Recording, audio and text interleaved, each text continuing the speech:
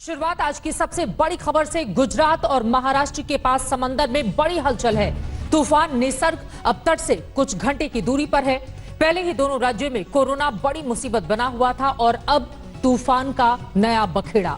जब तूफान टकराएगा तो 120 किलोमीटर की रफ्तार से हवाएं चलेंगी। वहीं गुजरात के कई इलाकों में बारिश तेज हो चली है।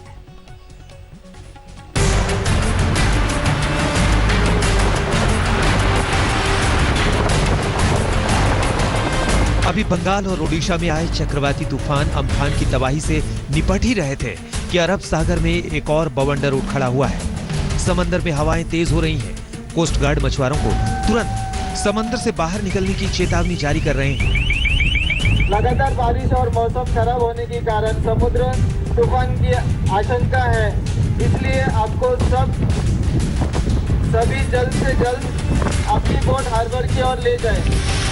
इस बार जिस तूफान का खतरा मंडरा रहा है उसे निसर्ग नाम दिया गया है। तूफान गुजरात और महाराष्ट्र की तरफ बढ़ रहा है, जिसने सबकी सांसें बढ़ा दी है। चक्रवाती तूफान निसर्ग 3 जून को दस्तक दे सकता है। इसके मद्देनजर महाराष्ट्र, गुजरात, गोवा, दमन दीव और दादर नगर हवेली में अलर्ट जारी किया गया है। इस दौरान 100 से 120 किलोमीटर की रफ्तार से हवाएं चल सकती हैं। भारी बारिश की भी आशंका जताई गई है। राहत की बात सिर्फ इतनी है कि इसका असर अम्फान तूफान से कम होगा। ये साइक्लोनिक स्टॉर्म बनेगा अभी 6 घंटे के बाद और फिर वेरी सीवियर साइक्लोनिक भी बन सकता है, मगर उतना स्ट्रांग नहीं। उसकी स्ट्रेंथ तो हमने कहा था उस समय 165 किलोमीटर प्रति घंटा की रफ्तार की हवाएं होंगी और 185 तक जा सकती है। इसमें जो हमारा अभी आंकलन है वो करीब करीब ये मान के चले 110-120 किलोमीटर प्रति घंटा की रफ्तार की, जो आप इसमें देख भी सकते हैं। यहाँ पर 100 अभी तक बताया गया, बस थोड़ा सा और पास जाके बढ़ भी सकता है। दोनों की राज्य सरकारों ने समंदर के पास और निचले इलाकों में रहने वाले लोगों को निकालने का आदेश दिया है। गुजरात के तटीय इलाके से 20,000 से ज्यादा लोगों को निकाला गया है। राज्य सरकार और एनडीआरएफ की टीम मौके पर तैनात है। लोगों को सावधान रहने को कहा जा रहा है। गुजरात में तूफान निसर्ग का ट्रेलर दिखने लगा है। अहमदाबाद में बीती रात जमकर बारिश हुई है। गुजरात में खेड़ा और नाडियाड शहरों में भी तेज हवाएं और बारिश से मौसम को बदल दिया है। गुजरात के नवसारी के आसपास के समंदर में तो ऊंची लहरें भी उठनी शुरू हो गई हैं। प्रशासन ने लोगों को समुद्र तटों से दूर रहने की हिदायत दे दी है। जो इन गांवों के जलालपुर के 15 गांव और गणदेवी के 24 गांव हैं, उनके तलाटियों को, सरपंचों को अलर्ट कर दिया गया है।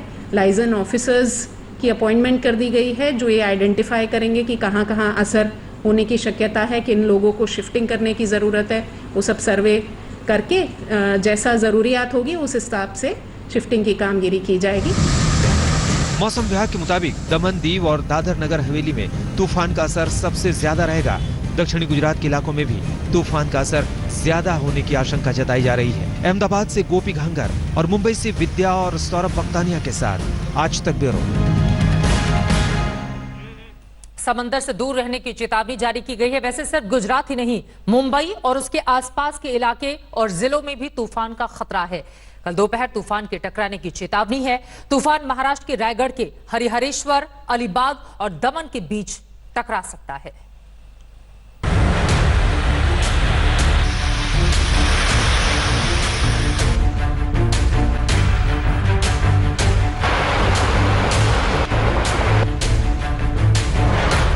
मुंबई में शांत पड़े समंदर की चाल पर मत जाइए।